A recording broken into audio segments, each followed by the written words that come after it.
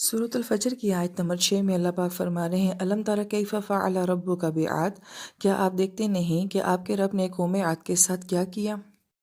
इस आयत मुबारका के ज़िमन में मुफस्सिरीन किराम बहुत ही अहम नुक्ता ये बयान करते हैं कि हम कुरान पाक में देखते हैं अल्लाह पाक या तो हमें माज़ी के वाक़यात बहुत ज़्यादा सुनाते हैं, गोया कि हमें तारीख़ सुनाई जाती है, हिस्ट्री बताई जाती है। इस कुल कायनात का जो सबसे पहला तारीख़ी वाक़या है वो हाबिल और काबिल का है। तो ये हिस्ट्री हमें कौन सुना रहे हैं? ये अल्लाह पाक की ज़ात सुना रहे हैं। और साबका तमाम कौमें जिनके बारे में हम जानते भी नहीं हैं, तो उनकी तारीख़ अल्लाह पाक ही हमें बताते हैं। तो गोया कि हिस्ट्री का इल्म, तारीख़ का इल्म जो है वो इंसान के लिए बहुत ज़रूरी है। दूसरा हम ये देखते हैं कि फिर अल्लाह पाक मौजूदा दुनिया से इंसान को बहुत कुछ समझाने की कोशिश करते हैं कि देखो आसमान की तरफ, ज़मीन की तरफ, कायनात की तरफ देखो, जानवरों की तरफ देखो और गौर व फिक्र करो, सोचो इस दुनिया के बारे में। तो गोया कि जो एक दुनिया सामने है इसको देखो, या फिर वो जो दुनिया गुजर चुकी है उससे इबरत हासिल करने की कोशिश करो। गोया माजी से और हाल से अल्लाह ताला इंसान को कितना सोचने की दावत देते हैं, गौर व फिक्र करने की दावत देते हैं। और हम ये देखते हैं कि पूरा कुरान पढ़ने के बाद भी अगर किसी से व्यू पूछा जाए कि आखिर इन माजी के वाक़या से हमें क्या हासिल हुआ, तो हमारी सोच ये होती है कि ये पिछली कौमें थीं, बस ये उनके साथ जो होना था हुआ है, उसका हमारे साथ कोई ताल्लुक़ नहीं है। लिहाजा कोई तहकीक नहीं है, कोई रिसर्च नहीं है, कोई पॉइंट ऑफ व्यू नहीं है, कुरान के अंदर कोई गहराई वाली सोच नहीं है। लिहाजा अहले इल्म जो है वो बड़ी अहम बात ये फरमाते हैं कि अल्लाह ताला ऐसे ही तो कुरान पाक में माजी के किस्से हमें नहीं सुना देते हैं, इनका बड़ा गहरा ताल्लुक होता है हमारी ज़िंदगी के साथ। इस आयत मुबारक में जिस कौम का जिक्र हुआ है वो कौम आद है। मुहक्किकीन ये फरमाते हैं कि अहकाफ के करीब कौम आद आबाद थी, और जिस इलाके में यह आबाद थी वो बहुत सरसब्ज़ और शादाब इलाका था, और ये कौम बहुत ताकतवर कौम थी। और वो ये भी फरमाते हैं कि नूह अलैहिस्सलाम के जो बेटे साम थे, उनके बेटे आगे इरम थे, उनसे आगे औस, फिर आद, और आद की नस्ल जो है उनमें हुद अलैहिस्सलाम को भेजा गया था। और ये शख्स जो आद था, जिसके नाम पे इस कौम का नाम भी रखा गया है, इसके दो बेटे थे, शिदाद और शदीद। अरब लोगों का ये दस्तूर होता था कि एक ही मादे से अपनी दो औलादों के नाम रख लेते थे। और ये शिदाद ही था कि जिसने जन्नत बनाई थी, और ये कहा था कि मन अशद्दु मिन्ना कुव्वा, कि मुझसे ज़्यादा ताकत में कौन है।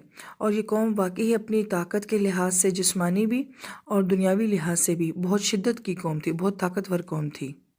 फिर अगली आयत मुबारका में इरम का लफ्ज़ आया है, इरम ज़ातिल इमाद। तो मुहक्किकीन ये फरमाते हैं कि इरम जो है वो आद के दादा का नाम था, इसी मुनासबत से जो है इन्हें इरम कहा जाता है। और दूसरा कौल हमें ये मिलता है कि इन्हें उनकी सल्तनत का जो दारुल हुकूमत था उसका नाम इरम था, इस मुनासबत से इन्हें कौम इरम कहा जाता है। और तीसरा कौल ये मिलता है कि उनके जो बादशाहों का लक़ब होता था वो इरम होता था, तो इस मुनासबत से इन्हें कौम इरम कहा जाता है। जैसे जो मिस्र के बादशाह होते थे उन्हें फ़राइना, उसी से फ़िरौन निकला है। और जो इराक़ के बादशाह होते थे उन्हें नमारिदा, उसी से नमरूद निकला है। और जो यमन के बादशाह होते थे उन्हें तुब्बा कहा जाता था। और एक कौल हमें ये भी मिलता है कि ये कोई ख़ास कबीला था जिसमें बादशाहत थी, तो गोया कि उस मुनासबत से जो है इन्हें कौम इरम कहा जाता है। और कुछ मुहक्किकीन की ये राय भी है कि इरम का मतलब होता है पत्थरों से बनाया हुआ निशान। जो सतून सजाए जाते हैं उनको इरम कहा जाता है। और जैसे कि इस आयत मुबारका में ज़ातुल इमाद का लफ्ज़ भी आया है कि ये बड़े बड़े सतूनों वाले थे, या तो ये ख़ुद इनके कद बहुत बड़े बड़े थे जैसे कि सतून होते हैं, इस मुनासबत से इनको जो है ज़ातुल इमाद कहा जाता है। और इसी मुनासबत से जब कुरान इन कौमों की तबाही को बयान करता है तो कहता है कि ये ऐसे पड़े हुए थे कि जैसे खजूर के बड़े बड़े दरख्त पड़े हुए होते हैं। क्योंकि खजूर के दरख्त भी जो होते हैं वो बहुत लंबे लंबे होते हैं, और इनके कद व कामत भी बहुत लंबे लंबे थे, तो इसलिए इनको खजूर के दरख्तों के साथ भी जो है मुशाबत दी जाती है। जबकि कुछ मुहक्किकीन ये भी फरमाते हैं कि ये लोग जो अपने घरों को तराशा करते थे, बनाया करते थे, तो बहुत ऊंचे ऊंचे पिलर रखा करते थे, तो उन बड़े बड़े सतूनों की वजह से जो है इनको ज़ातुल इमाद कहा जाता है। क्योंकि इमाद जो है वो सुकून को, बुलंद इमारत को और कदो-कामत को, सब के लिए लफ्ज़ जो है वो इस्तेमाल होता है। और अगर आप नेट पे जाके सर्च करते हैं, जो हमें पुराने ज़माने की इमारतें नज़र आती हैं, तो उनके बड़े-बड़े सतूनों को देख के हैरानगी होती है। बाकी सारी इमारत फिर भी गिर चुकी होती है, मगर उनके सतून जो हैं वो अपनी जगह के ऊपर बरकरार रहते हैं। तो इंसान हैरान होता है कि उस वक़्त इनके पास कौन-सी ऐसी क्रेन्स होती थीं, कौन-सी ऐसी सीढ़ियाँ होती थीं, कौन-सी ऐसी मशीनरी होती थी, जिससे वो इतने बड़े-बड़े सतून जो हैं वो बना लिया करते थे। लिहाजा आज का इंसान ये कहता है ना कि हम बहुत लेटेस्ट दौर में रहते हैं, तो इंसान जब उनकी इमारतों को देखता है तो ऐसा लगता है कि वो हमसे भी ज़्यादा शायद लेटेस्ट थे, कि वो सारी मशीनरी जो आज हमारे पास है उनके पास नहीं थी, मगर उनकी तामीरात बहुत ज़बरदस्त थी। اس لیے جب ہم قرآن کا بغور مطالعہ کرتے ہیں نا تو ہمیں قرآن پاک میں بہت زیادہ تعمیرات کا ذکر، جگہوں کا ذکر، قوموں کا ذکر، باغوں کا ذکر، اور جو اس وقت کے بادشاہ تھے ان کا رہن سہن، ان کی ثقافت، ان کا کلچر جو ہے یہ بھی قرآن پاک میں بیان کیا جاتا ہے۔ اور وہ لوگ جو قرآن پاک کو بڑی گہرائی کے ساتھ دیکھتے ہیں ان کے لیے باقاعدہ یہ ایک موضوعات ہوتے ہیں جن کے اوپر وہ لوگ ریسرچ کرتے ہیں۔ لہٰذا قرآن پاک کا تو کوئی لفظ بھی جو ہے وہ لغو نہیں ہے، بے معنی نہیں ہے، اس کے پیچھے کوئی نہ کوئی حقیقت ہے، اللہ پاک کی سوچ ہے۔ تو کہا کہ ان تمام باتوں سے بھی اللہ تعالیٰ جو ہے وہ انسان کو بہت کچھ سمجھاتے ہیں۔ ورنہ ہمارے ذہنوں میں یہ سوال آتا ہے کہ ان تمام باتوں کا ہمارے ساتھ کیا تعلق ہے؟ تو اس کا مطلب ہے کوئی بہت گہرا تعلق ہے۔ اسی بات کو اللہ پاک اس آیت مبارکہ میں کیسے بیان فرما رہے کہ الم تارا کیف فعل، کیا آپ نے دیکھا نہیں؟ تو یہاں پہ پھر ایک سوال یہ پیدا ہوتا ہے کہ اگر یہ مخاطب نبی پاک صلی اللہ علیہ وآلہ وسلم کی ذات عالی ہے تو نبی علیہ السلام نے تو نہیں دیکھا تھا قوم عاد کو، تو پھر انہیں کیسے کہا جا رہا ہے دیکھنے کے لیے؟ اور پھر آج کا مسلمان جب قرآن پڑھتا ہے تو جب یہ آیت مبارکہ میں پڑھتی ہوں تو میں کہتی ہوں میں نے بھی نہیں دیکھا، تو جو چیز میں نے دیکھی ہی نہیں تو پھر اس کو میں سمجھ کیسے سکتی ہوں، اسے میں عبرت کیسے حاصل کر سکتی ہوں؟ تو اس کا جواب مفسرین کرام نے دیا ہے کہ آیت مبارکہ میں علم تورا کا لفظ آیا ہے، تورا رعا سے ہے، رعا کا مطلب ہوتا ہے دل سے دیکھنا، اس لیے یہ لفظ جو ہے وہ رویت قلبی ایک لفظ استعمال کیا جاتا ہے، اور رویت قلبی کا مطلب ہوتا ہے دل کی آنکھ سے دیکھنا۔ یہی لفظ جو ہے ہمیں شب معراج کے موقع پہ نبی علیہ السلام کے بارے میں قرآن پاک میں نظر آتا ہے کہ ما کذب الفؤاد ما رأى، کہ دل نے اس بات کو نہیں جھٹلایا کہ جو کہ آپ علیہ السلام کی آنکھوں نے دیکھا، یعنی گویا کہ آنکھ اور دل کی موافقت سے جو ہے آپ علیہ السلام کو شب معراج جو ہے نصیب ہوئی تھی۔ تو گویا کہ جو دل کا نور ہوتا ہے، جو دل کی آنکھ ہوتی ہے، دراصل میں وہ دیکھتی ہے۔ جب دل بیدار ہوتے ہیں تو آنکھ بھی وہ دیکھتی ہے جو اللہ پاک دکھانا چاہتے ہیں، جب دل بیدار نہیں ہوتے ہیں تو آنکھ وہ نہیں دیکھتی ہے جو اللہ پاک دکھانا چاہتے ہیں۔ اس لیے مفسرین کرام یہ فرماتے ہیں کہ 3 طرح کے لفظ قرآن پاک میں دیکھنے کے لیے آئے ہیں۔ ایک تو یہی رعا جس کا مطلب ہوتا ہے دل سے دیکھنا، ایک ہوتا ہے نظرہ، اور نظرہ کا مطلب ہوتا ہے بہت غور اور حیرانگی کے ساتھ کسی چیز کو دیکھنا، جیسے کہ ہم دلہن کو بہت حیرانگی کے ساتھ دیکھتے ہیں، کسی کی نئی گاڑی کو، خوبصورت گھر کو بہت حیرانگی کے ساتھ دیکھتے ہیں۔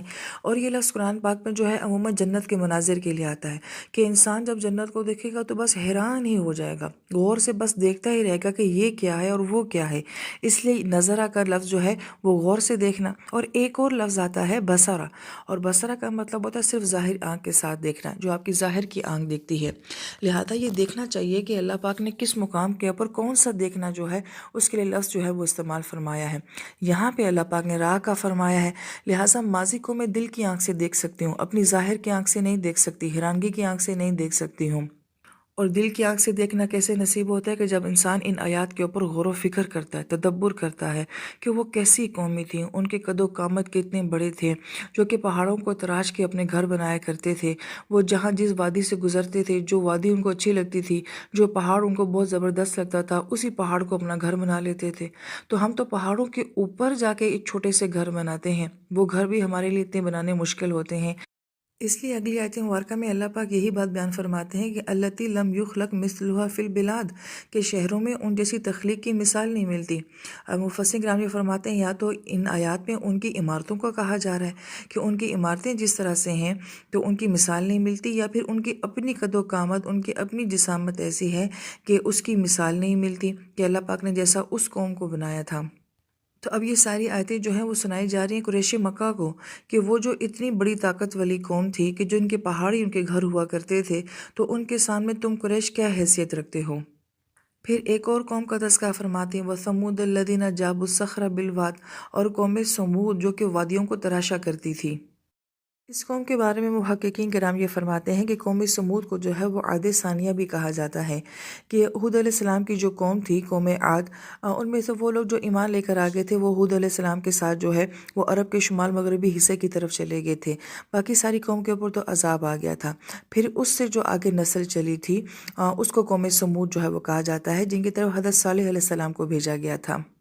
اب اللہ پاک اس قوم کی کیا خوبی بیان فرماتے ہیں، یہاں پہ جو لفظ آئے ہیں کہ جابو صخرہ بالواد، کہ وہ جابو کیا کرتے تھے۔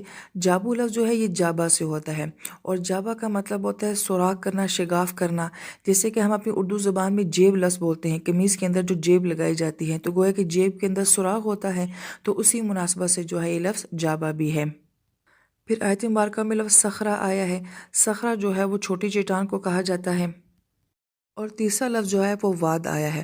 واد یعنی کہ ہم لفظ وادی جو بولتے ہیں، اور وادی ایسی جگہ کو بولا جاتا ہے کہ جہاں پہ ندی نالے جو ہیں وہ بہہ رہے ہوں۔